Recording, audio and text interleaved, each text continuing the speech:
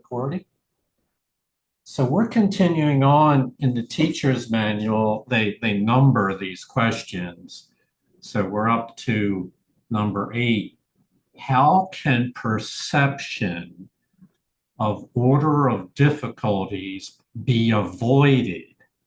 And we'll have more to explain on this title as we get into it. So hello and welcome to Miracles on High Plains. My name is Jonica, and our reader for this session is David S. How can perception of order of difficulties be avoided? The belief in order of difficulties is the basis for the world's perception. It rests on differences, on uneven background and shifting foreground, on unequal heights and diverse sizes, on varying degrees of darkness and light, and thousands of contrasts in which each thing seen competes with every other in order to be recognized. A larger object overshadows a smaller one. A brighter thing draws the attention from another with less intensity of appeal. And a more threatening idea, or one conceived of as more desirable by the world's standards, completely upsets the mental balance. What the body's eyes behold is only conflict. Look not to them for peace and understanding. So this concept of the order of difficulties, no order of difficulties, honestly, for years, I didn't really understand what they were talking about here. I read the words again and again, but it wasn't meaningful to me. And so let's just start out with the foundation. In chapter number 1, principle number 1, is that there's no order of difficulty in miracles. One miracle's not harder than another. They're all the same. All expressions are law of are maximal. So it seemingly is so important that that's placed right up front. And yet, as it says here, in the world's perception, belief that there is a hierarchy, a ranking of difficulties of one perception versus another is widespread. It's very easy, especially I'm talking about the human eye and the human senses, to perceive distinctions between dark and light, between stillness and movement, et cetera, et cetera. And so the body's perceptual system is attuned to differences. And then that becomes interpreted by the mind of, as it says here, that some things are greater and other things are less. A larger object overshadows a smaller object. You could say these distinctions are embedded in the thought system of the world. So the idea that there's no order of difficulties in perceptions is contrary to all those laws of the world's perceptions. And why should this matter? So what, you might say? So what? Well, it has to do with how the mind reacts to the things that it perceives. And there's a clue in it here. It says a more threatening idea, or one conceived of as more desirable by the world's standards, completely upsets the mental balance. And I would really draw your attention to this idea. Course in Miracles, the goal of Course in Miracles is that we all attain a peaceful state of mind, tranquil, equanimity. You could call it a mental balance, so that one idea or another, different perceptions don't knock you off your peace and lead you into doubt and fright etc., and despair. It's to maintain your mental balance. And so, in order to do that, we need a new way of responding to the stimuluses of the world. And no order of difficulties means that one is not more frightening than another. In reality, that one is not more frightening, situation is not any more frightening than another. It's entirely based on how the mind reacts to it. And the body's eyes, what they behold, is always looking for threat, for conflict, looking to recognize danger. Look not to them for peace and understanding. So there's a foundation here, which is a complete reversal of the world's teachings. And if you do have some struggles with that, understand that's because it's the opposite of what many of life's principal ideas of the world have taught us up until now.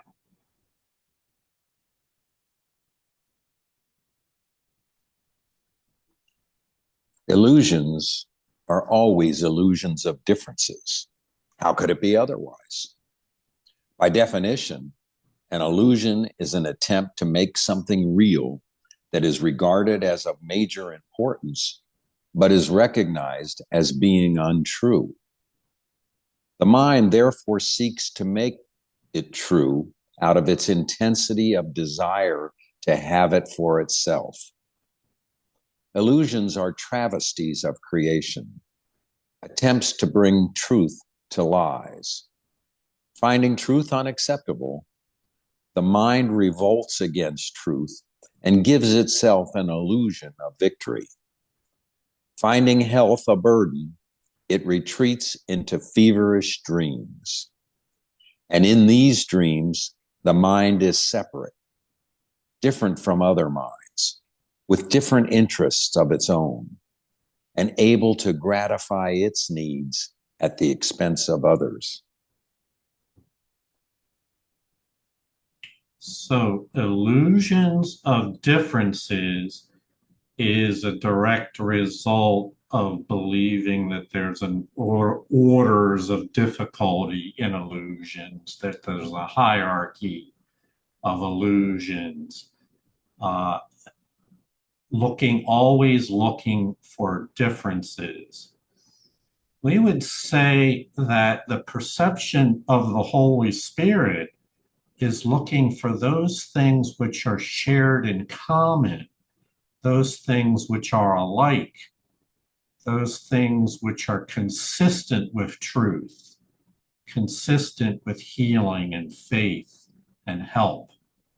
Not concerned about the form, the appearances onto the sensory world, not concerned with those differences, looking past them for the similarities. And so the new perceptual system, it's necessary in order to train your mind to recognize what matters and what doesn't matter. And the differences in the sensory world have no lasting impact. They don't matter. But the confused mind wants those differences to matter. So if I have a 20-year-old car and my neighbor has a brand new car, when they're parked to get next to each other, they look very different. And that gets magnified as something that's important. It's the mind seeks to make true out of its intensity of desire to have something for itself. This is how idols are created. We develop a sense of preferences in form of one thing for another and then set our mind's desire upon that. And when we do that, it means that we believe that there is a hierarchy in the world and thus seek to bring truth to our illusions. And this, of course, is the exact process that leads the mind further and further into confusion. Sandra? Yeah, for me, the great equalizer is that we all have to learn how to forgive. Because that's the only way out of these dilemmas of comparison, and this one's got more, and that one's dark, and that one's light. And we have to forgive ourselves first for even doing the competitive comparison thing and judging, and then forgive everybody else because they're all doing the same thing.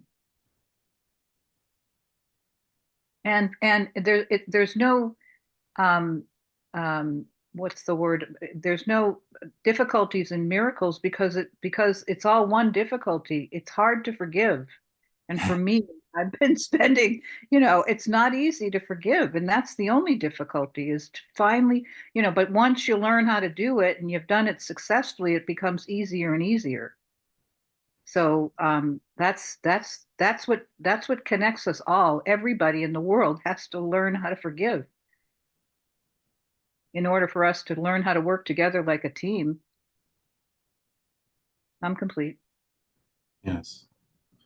Yeah, this is why it is an undoing of all the things that we thought were unforgivable or that were deserving of guilt. It's a reversal and undoing of those thought systems. We'll go on.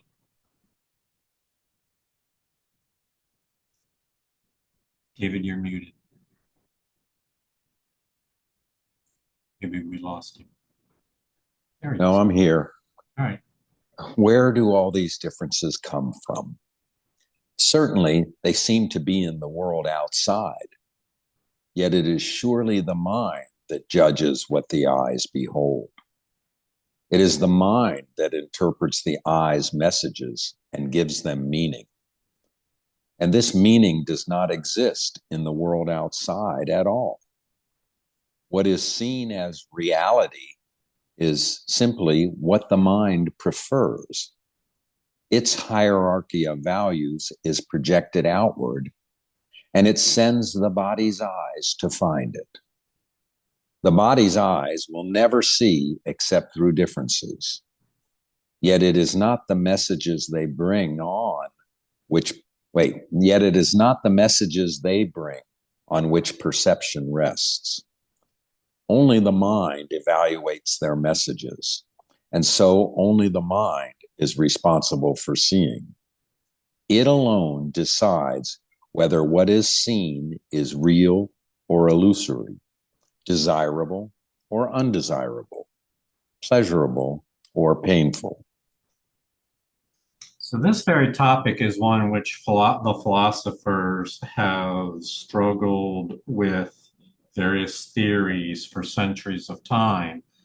It's broadly, there's a world, and then there's my perception of the world, and which one is the cause of the other? Are my perceptions being caused by the world, or let me make sure I get this correct, or are my perceptions determining the world that I see?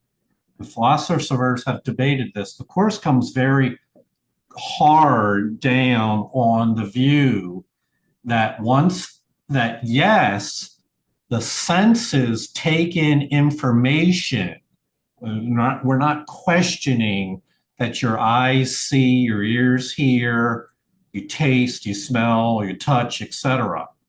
But the interpretation of what that means, is it important? Is it a threat?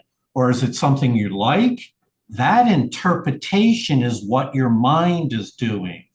The meaning does not exist in the world outside at all. We would say the world is neutral. It simply is. Blades of grass are blades of grass, clouds are clouds, trees are trees. They're just neutral. But then the mind imposes interpretations that it likes some of those things and it doesn't, according to its hierarchy of values. And many philosophers have recognized that these hierarchies, while they may be useful to a society to some extent, are really arbitrary. And you especially get this when you compare different cultures and you see that in one culture they highly value one set of values, and another culture doesn't consider that important at all. They value an entirely different set of values. So all of us construct our values. And what the Course is saying is that these are all constructs that the mind has made up based on what? Upon what basis do we derive these value hierarchies? And so, what one is ultimately led to understand is my mind is responsible for the things that I've chosen to value. The hierarchies that I've placed there are completely arbitrarily, according to my culture and my family's of tradition, etc., but that they're arbitrary. The world did not assign those meanings. And so only the mind is responsible. And this is the principle which I recognize many people struggle to accept upon coming into the Course of Miracles, maybe the first year or two, is that their mind is responsible for determining their perception. It alone decides whether what is seen is believed to be real or illusionary, desirable or undesirable, pleasurable or painful. And so you might say, well, all right, I follow that line of thinking. Remember, we're looking at the question about order of difficulties.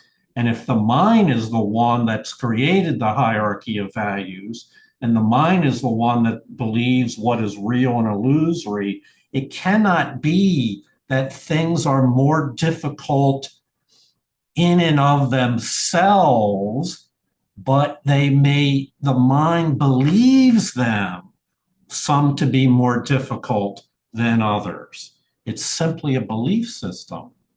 And once you penetrate to that level, you realize I can believe whatever I choose. I have the power to believe whatever I choose to believe. I'm not bound by the hierarchies of my society, of my family system. I can choose to perceive through whatever lens of judgment I choose. And miracles would encourage us to perceive through the Holy Spirit's lens of judgment. It is in the sorting out and categorizing activities of the mind that errors in perception enter, and it is here correction must be made. The mind classifies what the body's eyes bring to it according to its preconceived values, judging where each sense datum fits best. What basis could be faultier than this? Unrecognized by itself, it has itself asked to be given what will fit into these categories. And having done so, it concludes that the categories must be true. On this, the judgment of all differences rests, because it is on this that judgments of the world depend. Can this confused and senseless reasoning be depended on for anything? No, it cannot. be depended upon for anything. So there is an insight that is introduced here and followed through on the next few paragraphs about categories. And it is inevitable that your brain will function according to categories. All people do these things. This I like, that I don't like. This is something that I appeals to my life. I have prior experience. I know what to expect. That is very strange to me and uncertain and perhaps represents a threat to me.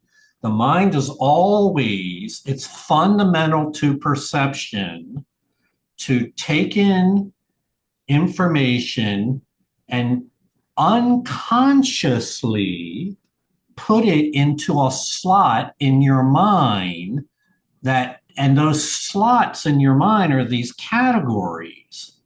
Now, the the simplification that the Holy Spirit teaches is there's really only two categories. It might appear that there are hundreds of categories, but if you boil it down to its real meaning, there are two categories. I like it, I don't like it, or expressed another way, this I love, that I don't love, that I'm concerned and fearful of. It's desirable or undesirable, two categories. And so all perception operates according to this method. It's inescapable. It is the sorting out and categorizing activities of the minds. This is where errors of perception enter. And this is why I'm dwelling on this, because it's here that correction must be made. This is the undoing of the false perceptions of the ego that it thinks it's got its categories in place and that the ego mind can judge which category to place things in. That's an error. So much can be said on this. We'll say more about this in future paragraphs in this session.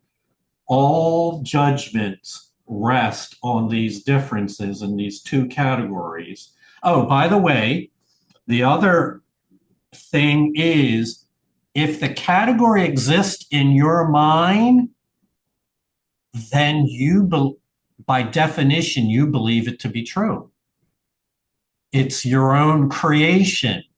It's the judgments that your mind has made, and it believes those judgments to be genuine, to be valid. And what miracles then comes along and teaches is that we should question those judgments, those sorting out into categories. We should look at them using the lens of spiritual reason and choose again. So I saw a couple hands go up. Susie, your hand's up. This is so, I've given everything all the meaning that it has for me. Like, it's all over it. And this morning when I was doing my lesson and reading about the lesson, and I just, I had this moment. I said to the Holy Spirit, my thinking is habitual. I've been doing it for decades, giving the meaning that I have to everything. But the good news is for me, I mean, because of the course, I realize now when I am judging anything or I don't feel right or anything negative, anything fear-based, anything at all, that thinking, I have to give that thinking to the Holy Spirit and have my thoughts purified and changed and unlearned as much as I can. I just have to keep going to the Holy Spirit. Oh, this is old thinking. This is an old belief. This is old. This is the meaning I gave to it. I know none of it is true. it's true for me in the illusion, it's true for me, but I know now none of it is really true. It's just the meaning I've given to it. So this morning I was saying, just help me heal my mind, correct my thinking, purify my thoughts, all that stuff that the Course tells us is, you know, I mean, that's it. And I feel grateful as we were talking about gratitude, really grateful that the meaning I've given to it is meaningless. I mean, it just isn't, it's just Susie's version. There's Susie's version and there's the Holy Spirit's version. And so I'm grateful that Susie's version isn't true. Nice. And I think the biggest thing is I'm really willing to see it all differently There you go. and not say, oh no, this is the way that it is, like how I used to. I'm really willing to see it all differently. Yes. Thank you. I wanted to point out something, how these categories work. A lot of times they are reflexive, or they're instantaneous upon some situation arising. The mind immediately knows what it wants to do with that. Beware of that. Take a divine pause and say, well, maybe my instantaneous response should not be believed to be trusted. Holy Spirit, what say you of these matters? That's a way of checking the reflexive ego response. Sandra? Yeah, it's interesting because, I call all of this programming, and that's why it's so easy to go to it because it's been programmed into many of us. And the thing is, with the Course in Miracles, I reprogrammed my mind. And what happened when I started to reprogram my mind is I got even more excluded from things because not everybody was on the same page of letting go of all the programming, forgiving it, and then to reprogram with the truth of God, with the truth of my higher mind. And it's this whole process is it is the best thing that could have ever happened to me, and yet it's the most challenging. It's even more challenging sometimes than the trauma of being born on this planet because it's almost like we're marching alone until we find our groups, and then we have companionship, but it sometimes it I don't know. I'm at a point where I'm not excluding anything anymore because I'm really doing the forgiveness work so that everything can be included. But I'll tell you, I've been doing this for 15 years and it's still a challenge. I'm complete. Yeah, the climb up the spiritual ladder continues on and on as long as you're willing to participate. There's no end in sight, and there's no reason to believe that when we leave this world and go to the next level, that we're not still going to be climbing. So in that sense, I greet it as a growth opportunity. You labeled it challenge. I'll reinterpret it as an infinite growth opportunity that never ends. It's not a little creation or a little God, and we were not created for littleness. And so expansion is a forever endeavor. That's why it's such a good idea to keep practicing and mastering it here while we're here.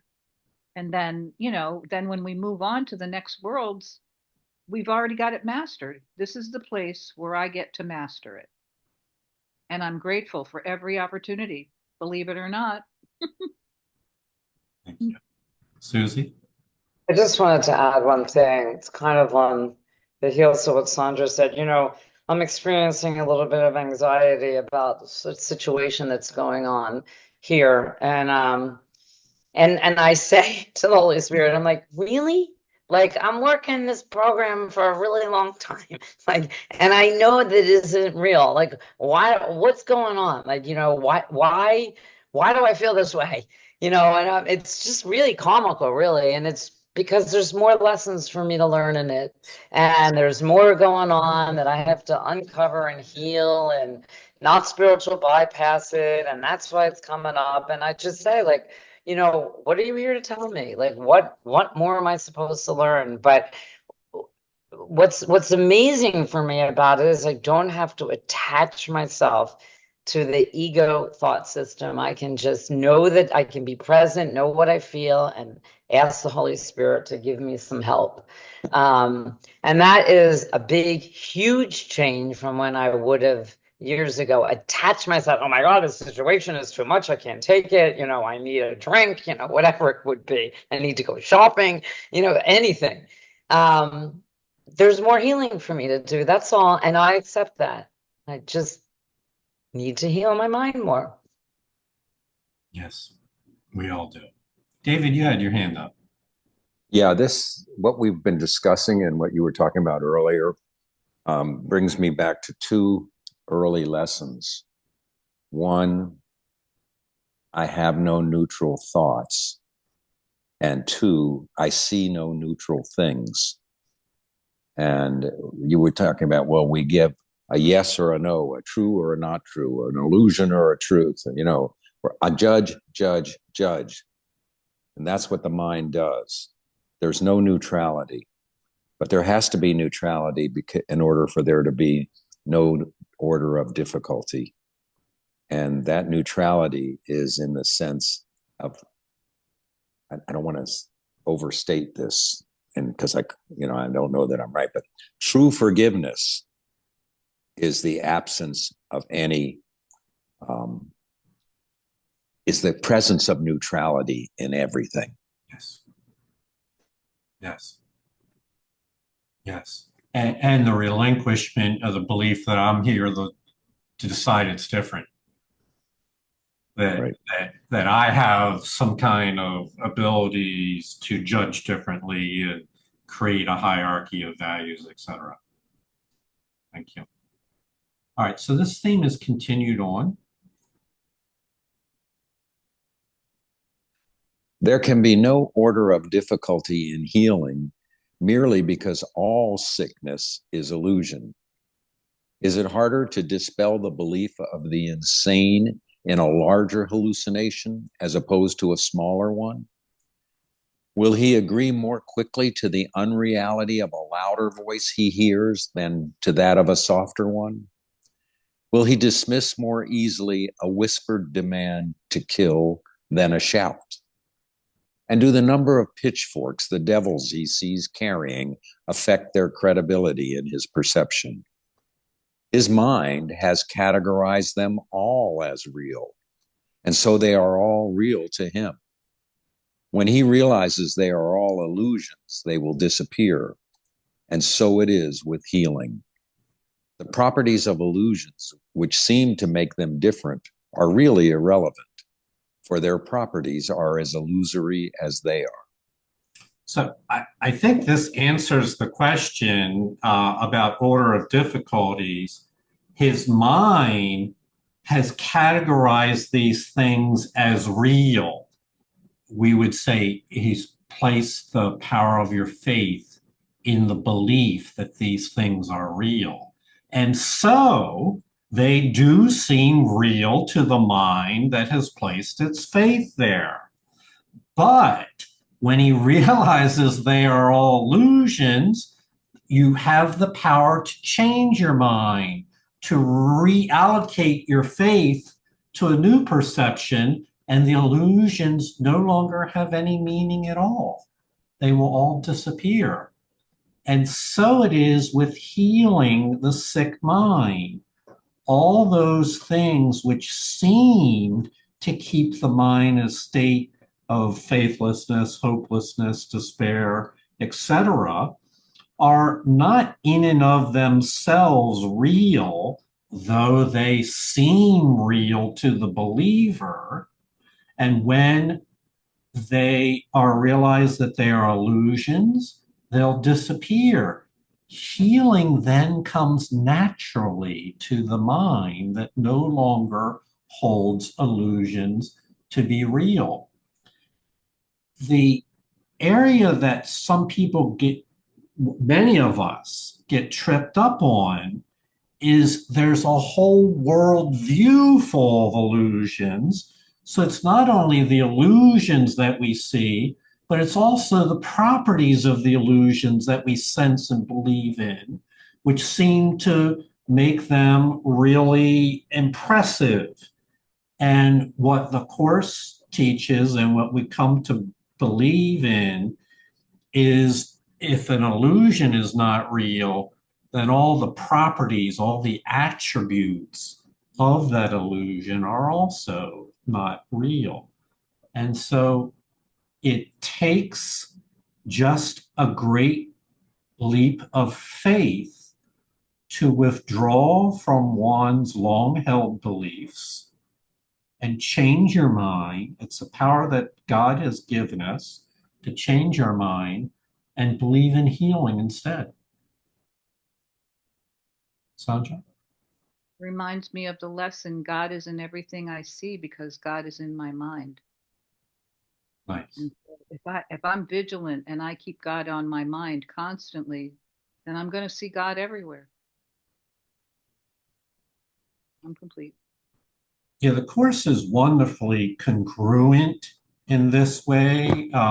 These workbook lessons echo these themes in many different ways. We might not have realized it the first time we read it, but upon retrospect, and especially when you have embedded some of those lessons in your mind so you kind of recall them with ease, they come back to you when you're ready to see how they're applicable to situations such as this.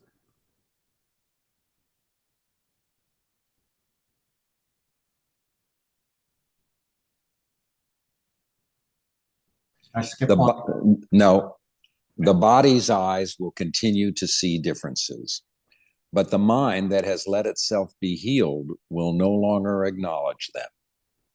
There will be those who seem to be sicker than others, and the body's eyes will report their changed appearances as before.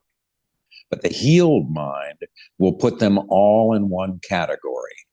They are unreal. This is the gift of its teacher. The understanding that only two categories are meaningful in sorting out the messages the mind receives from what appears to be the outside world. And of these two, but one is real. Just as reality is wholly real, apart from size and shape and time and place, for differences cannot exist within it, so too are illusions without distinctions. The one answer to sickness of any kind is healing. The one answer to all illusions is truth.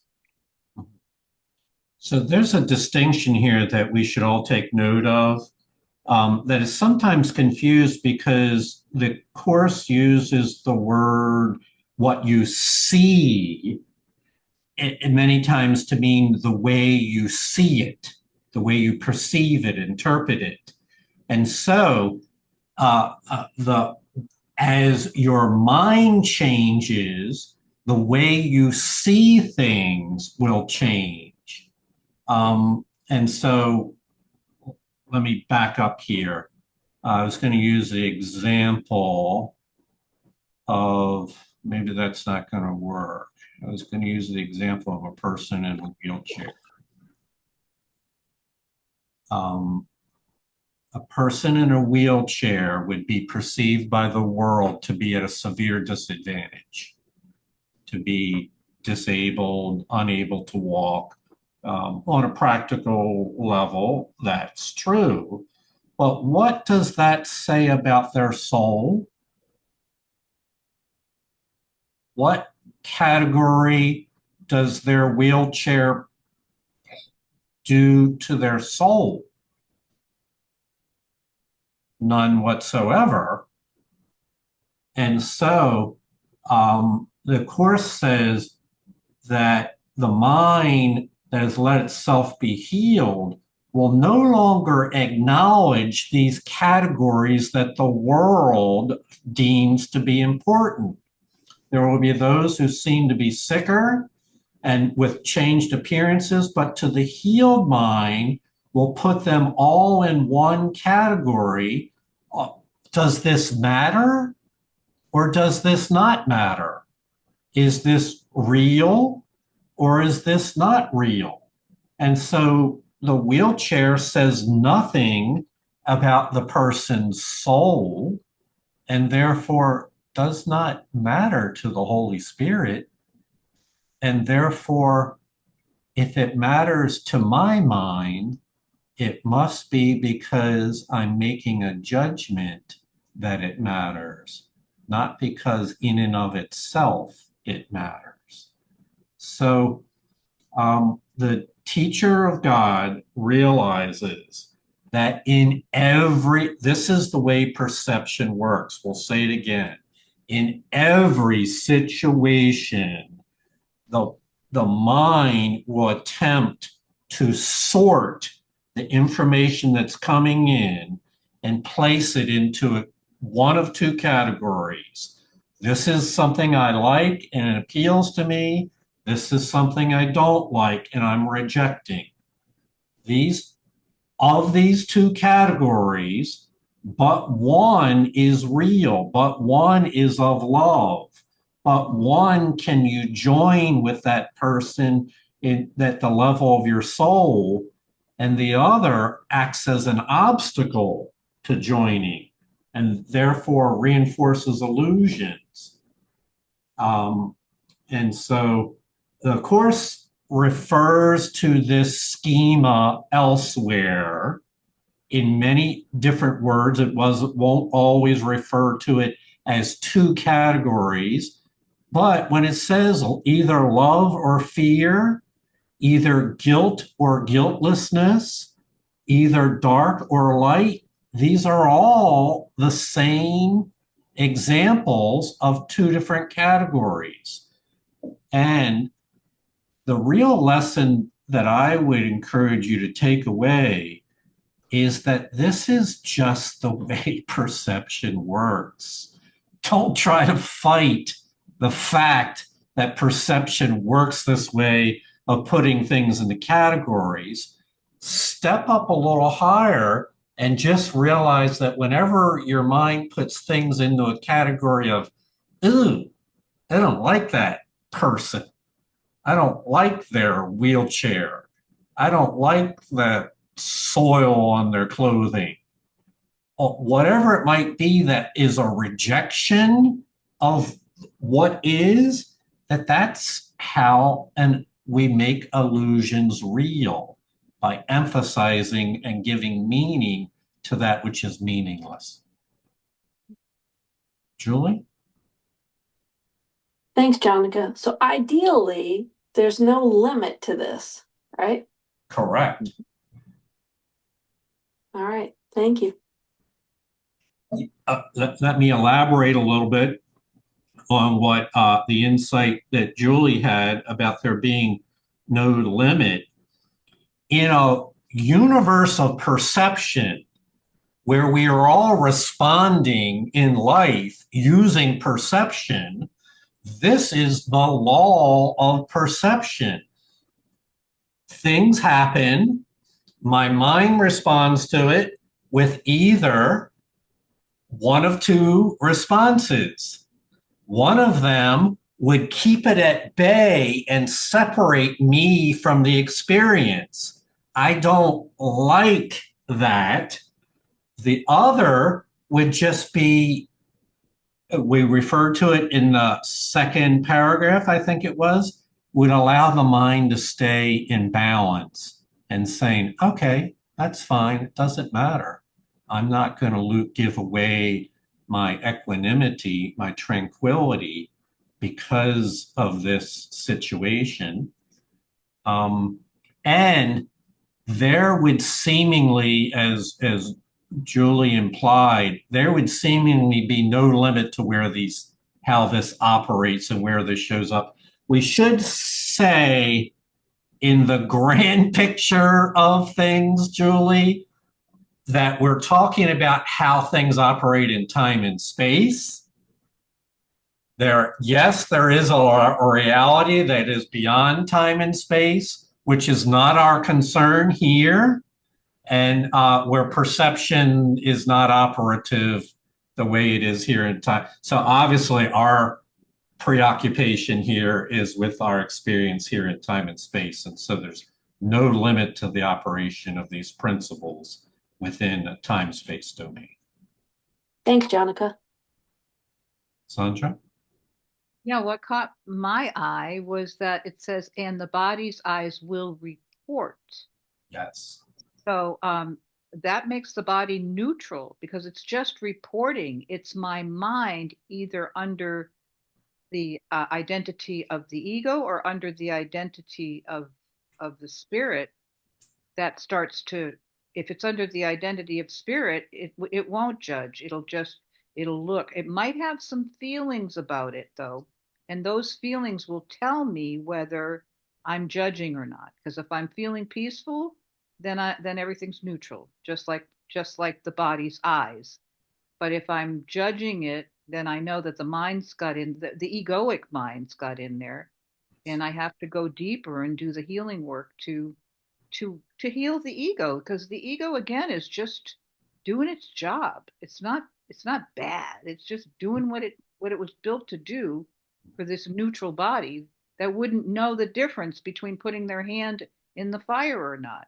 Mhm. So it's got a function and a purpose. It's just that I can't let that control me. I have to let the mind of God control me instead of this egoic mind that because the body's neutral wants to take charge of the body and make it feel and make it think that it's real. Yes. Yes.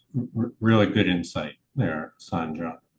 And since you brought that up, I want to share a story in a moment, but I saw Jeff's hand up. If you want to comment, Jeff, feel free to do so, or else I'll go into my story here.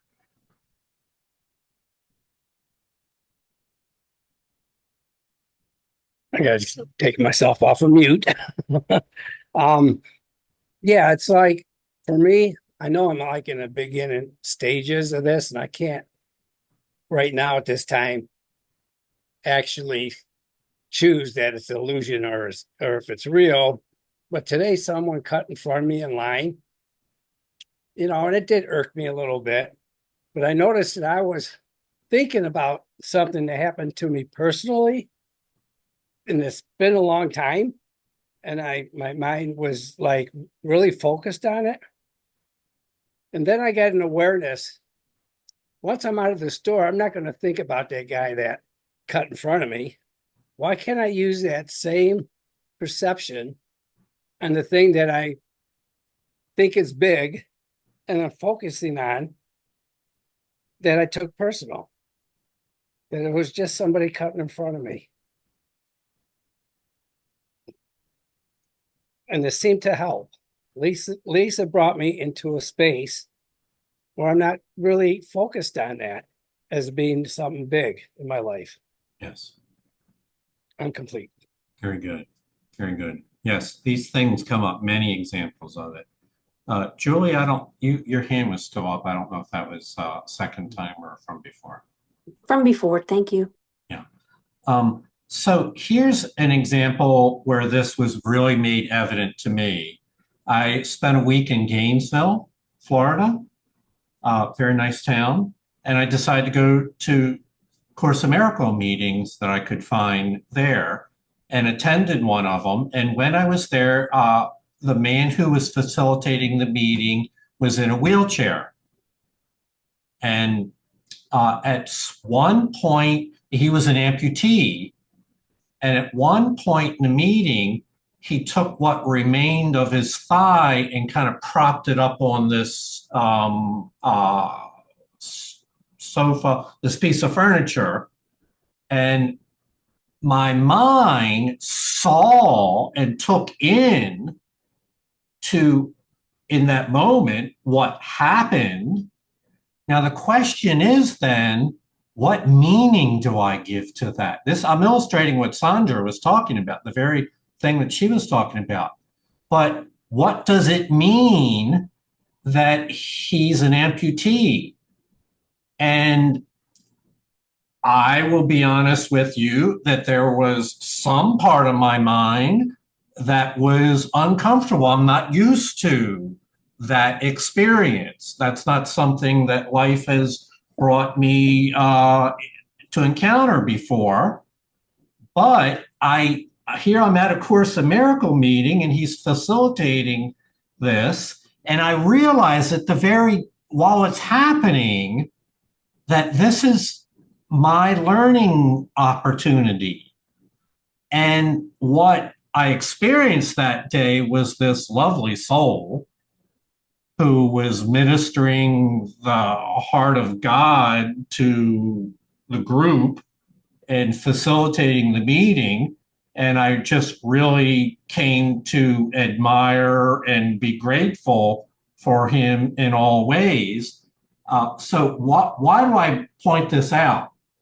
Because it's what Sanja said. The body's eyes will report what you see, but the mind then gets to choose which category to put it into. Is this really meaningful? And am I going to allow my thoughts and discomfort with those appearances to run free in my mind? Or am I going to realize what only the truth is true, and that which is not true has no meaning whatsoever? And that's eventually I came around to that during the meeting. It was like a victory for me. And so this will always be the case. Your sensory mechanism will still notice the things that are right in front of you. But your mind, which is really the judge of which category to put it in, has a choice to make. And the miracle worker realizes there's no order of difficulty in these moments. They're all simply choices of the mind to make.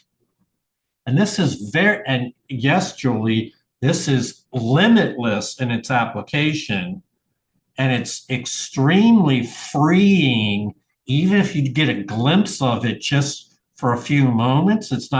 It takes mind training to do this consistently, but even if you get a glimpse of it for a few minutes, it's so freeing, because those things which might otherwise have triggered me now become meaningless, and I'm open to receiving whatever learning is in that moment.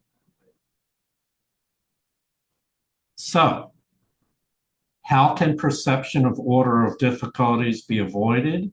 By recognizing that there are only two categories. One of them is always unreal, and the other one recognizes that only the truth is true, and that my mind is not here to be the judge of illusions and not create hierarchies and then impose them on the world. The world is neutral, bodies are neutrals. My judgments are not needed here. We were not put here to judge.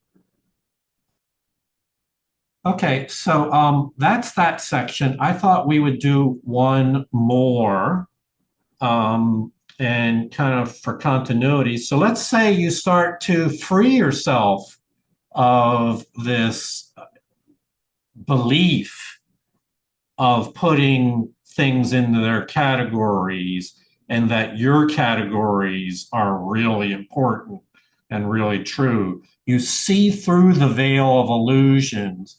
What then? Are changes required in your life? Do you now have to live your life in a different manner than before? What do you think?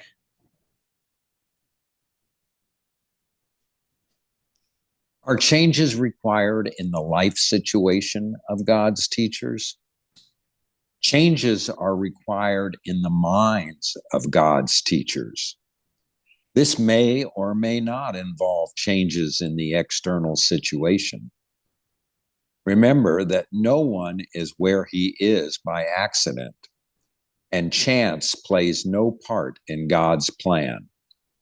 It is most unlikely that changes in attitudes would not be the first step in the newly made teacher of God's training. There is, however, no set pattern, since training is always highly individualized. There are those who are called upon to change their life situation almost immediately, but these are generally special cases. By far, the majority are given a slowly evolving training program, in which as many previous mistakes as possible are corrected. Relationships in particular must be properly perceived, and all dark cornerstones of unforgiveness removed. Otherwise, the old thought system still has a basis for return. Mhm. So I want to interpret one of the sentences here without changing the meaning.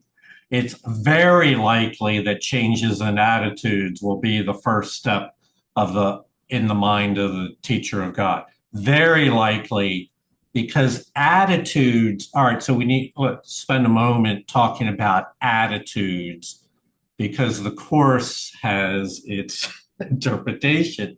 Attitudes are a set of fixed beliefs that occupy the mind in a rigid, unquestioning way. Like, let's say I've placed into one category attitudes about people that dress a certain way, or who maybe I have an attitude about people that eat certain foods. These are judgments that then become fixated so that they're unquestioned, so that we place people and things and events in those categories without even realizing that we're separating ourselves through our attitudes. So now I'm obviously talking about attitudes as a weapon of the ego. I'm using it in that context. It's a form of closed-mindedness. I've already decided my attitude towards those things. I already know, I already have my judgments. Let's not revisit this. So it's very likely that changes in attitudes would be the first step in the newly made teacher of God's training. Meaning, fixed beliefs start to be questioned. We see through the veil of illusions and are willing to just say, that doesn't serve. Oh, one thing. We don't want to guilt ourselves for having had an attitude for many, many years. We're not talking about the way things were in the past. We're talking about whether or not we carry that attitude forward into our life. And so it's not a question of knocking ourselves for formally having an attitude. It is a question of freeing ourselves so we no longer carry those attitudes into our future. David? I love this about the changes in attitudes would be the first step. And that's what the workbook is all about. The first half of the workbook is the act of undoing all of the thinking that we've had to come into when we come into the Course. Everything that the ego has established for us over the course of our lives. And so the first half is to completely undo, to forgive all that, to let it go. So that then we can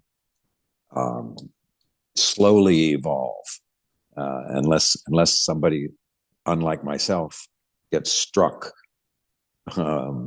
atoned, and salvationed. Yes. Yes. So there is no set pattern. The Holy Spirit customizes the training to you and your situation, your readiness, your background.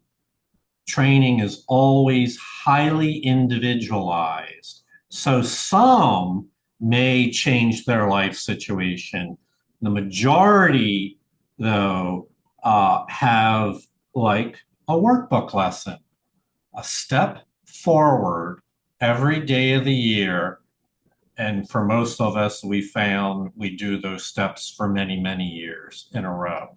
A slowly evolving program according to our readiness and our willingness to change, in which previous mistakes are now corrected.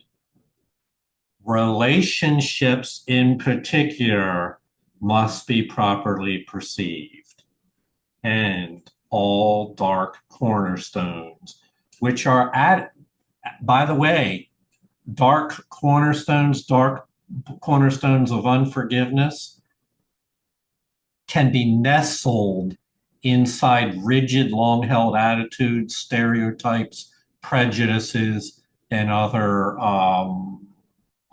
categories of rejection of people, places, and things. I've had to forgive myself for my impatience because I don't like that this whole process goes slow. It's an evolution goes slow and I'm impatient and I have to forgive myself for the impatience. Yeah. Well, you're not the only one that would like to go faster. Uh, but in a way, I think this is universally true. It's not a philosophy that we'll all look back on our lives at some point, maybe when we're on the other side, and they'll say, yeah, there was a reason for all that. That I got what I needed. I got a highly individualized curriculum that was suited my needs, my willingness at the time.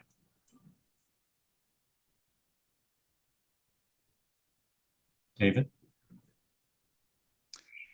As the teacher of God advances in his training, he learns one lesson with increasing thoroughness.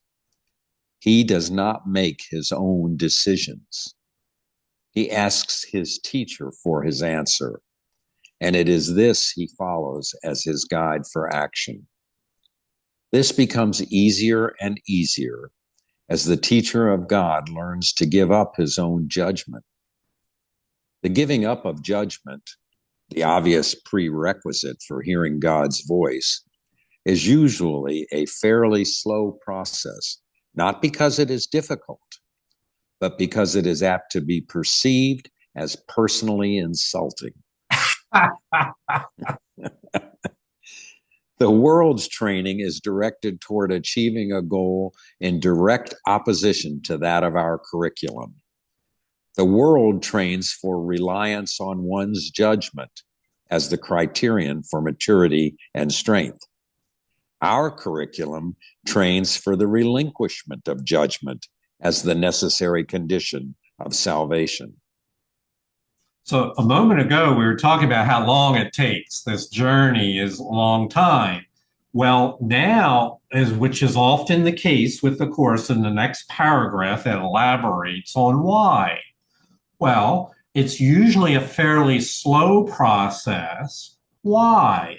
Not because it's difficult, but because the mind perceives the relinquishment of your judgments as being insulting. Imagine, and it is, you may not recognize it, but to be told that your opinion doesn't matter or that your opinion is not valid. If somebody said that to you directly, you would feel personally insulted. Well, the Course is saying that reliance on one's own judgment is the chief error here. This is where the error begins. I'm going to rely on my separate, independent judgment apart from all other influences. So this curriculum trains for the relinquishment of judgment. And so why does it take so long? Because our minds are reluctant to let go. Oh, here's a new idol, of the idols of self-judgment. The privilege, this is speaking from the ego's point of view, the privilege of being my own judge is something that the ego idolizes. It's central to its power position, its role of control, and relinquishing it is something that for most people comes fairly slow, with one decision, one step at a time. And you know what? That's just the way it unfolds.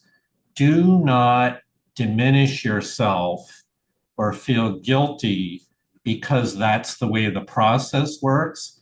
Instead, be glad for this gentle stream of forgiveness that comes in from through the Holy Spirit, that it's always the next step in your journey is ready for you when you are ready to accept it.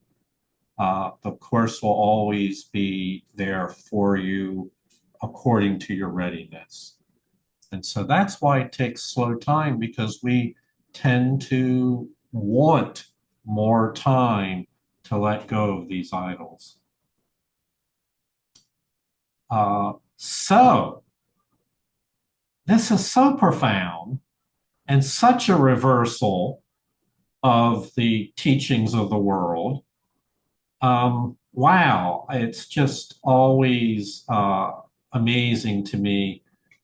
We read this just a year ago, and I just see it more clearly now than even a year ago.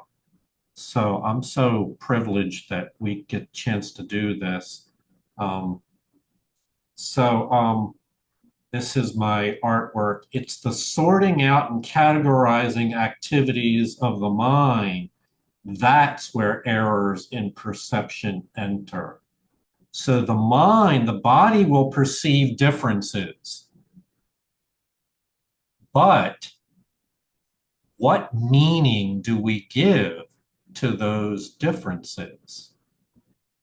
Do we believe that the categories that we were taught as children, or maybe by our culture or our civilization, that those categories are real and should be believed in?